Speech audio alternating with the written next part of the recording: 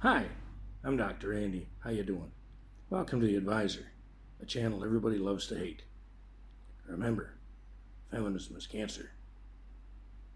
Now that we get that out of the way, what should we talk about today? How about a news item? Here's a news item for you. Trump appoints Fox News' Monica Crowley to National Security Team.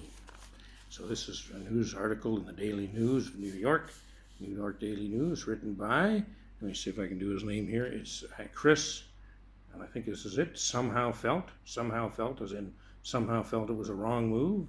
I'm not sure. He had some deep feelings about this one way or another because they sure come out in this the news article. At any rate, okay.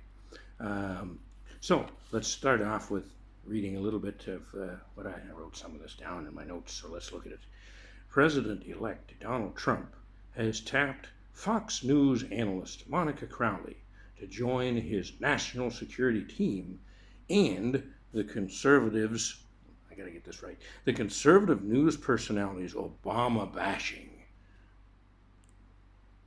views are sure to fit right in. Isn't that interesting? In a news article, nonetheless. Obama bashing. It's, so I was looking everywhere for analysis, opinion, viewpoint. It would have been okay to say those things, but no, this is a factual news article. So, okay, feels right in the first paragraph. But anyway, okay, no worries. Let's move on. So apparently, what is going to happen as this event unfolds with Miss Crowley is that Monica Crowley will serve under Lieutenant General Michael Flynn, who is the incoming NSA, the incoming National Security Advisor. So she's going to be in a strategic advisor position working for General Flynn. Now, here's the interesting thing is they have a comment about Mr. Somehow felt some things about Mr. or General Marshall, too, that he needed to get in there. Or General Flynn, I'm sorry, General Michael Flynn. And those are, for example, she says he peddled anti-Muslim rhetoric and fake news sources all over social media. It's rather interesting. I mean, that's a fairly broad-based claim. There's no facts to back it up. There's no stories in there. There's no links. There's nothing. It's rather interesting. You can just go ahead and say that. Again, this is not analysis. This is news. So I was looking for the proof, looking for the examples.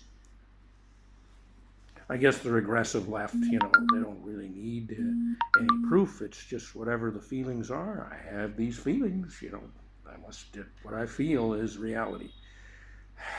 Anyway. And then he continues on. What else did I write here? Oh, then there's this business about the debunked birther conspiracy and Obama not being one of us and so on and so forth. Supposedly, Crowley was active in those different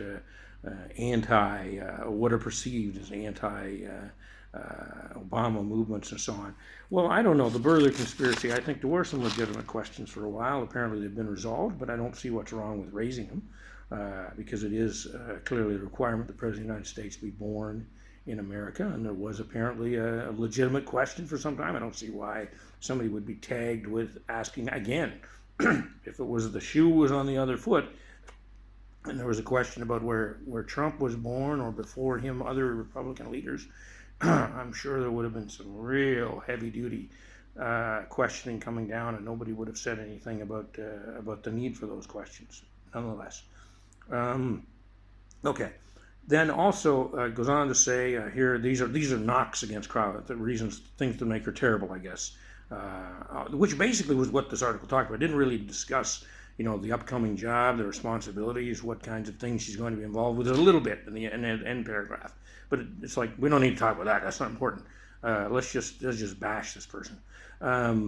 Says, Obama points out anybody disagreeing with him is a racist. So apparently this is a ridiculous thing for Miss Crowley to say. Well, I'm not sure how ridiculous it is, since this is a guy that, towards the last half of his presidency, not really in the first half, but certainly in the second term, jumped on the Black Lives Matter bandwagon in the sense of there's positive elements to wanting to look after the rights of African Americans, clearly, but I'm talking about the narrative of we're talking cop killing, we're talking people that we're talking putting your arms around and hugging, because there was one particular picture where he did that. People that go in the streets and say, "What do you want? Dead cops. When do you want them? Now." I mean, come on.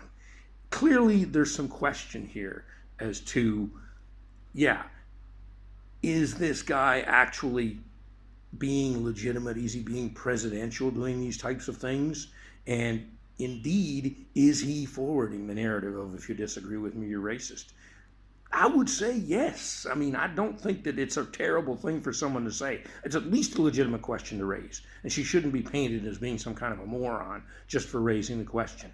I mean, if she went out and started calling down Obama because of his skin color, yeah, that's wrong. I mean, absolutely. But I don't think there's any evidence that she's ever done that. Okay. Let's look at some more of these issues. Oh, then they go on, the alt-right. Everybody always wants to jump on the alt-right. So Breitbart, the fact that both of these individuals have had some discussions and involvement with the people over at Breitbart is automatically, I mean, that just makes them just beyond the pale, I don't really see why. I mean, if you read a lot of Breitbart pieces, some of them are pretty balanced analysis of the other side of the question, which never gets looked at because, after all, there is only the liberal side. Okay, so here's the thing. This is where I'm coming from with all of this, is like, okay, where are the feminists in this? I mean, what about the idea that we have a woman here that's achieving something very substantial, getting into a position where she can have a significant influence on foreign policy? I mean, where are the feminists to defend her against these attacks, to say that, look, this is somebody that's one of ours, that's achieving something, that's doing something positive and moving forward, moving the cause of women forward? We don't see any of that. We don't see any of celebration of a victory for women, that this person has gotten to where she has. Obviously substantial achievements for a woman of 48 years old. Then I could ask the question, because if you've seen pictures or you've seen Monica Crowley on the news, you know that, yeah, she's blonde, she's actually quite attractive.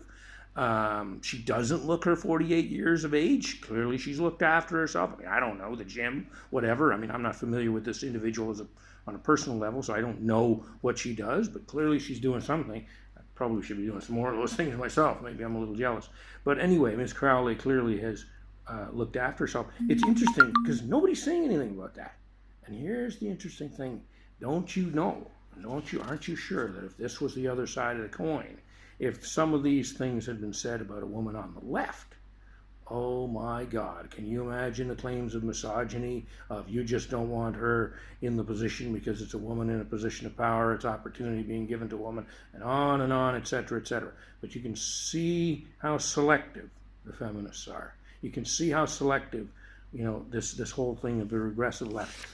It's only when it's one of ours. It's only when it's someone that espouses the causes of statism, the causes of government control. Not when it's somebody that might believe in taking the brakes off of government a little bit, in letting individuals have a say in their lives.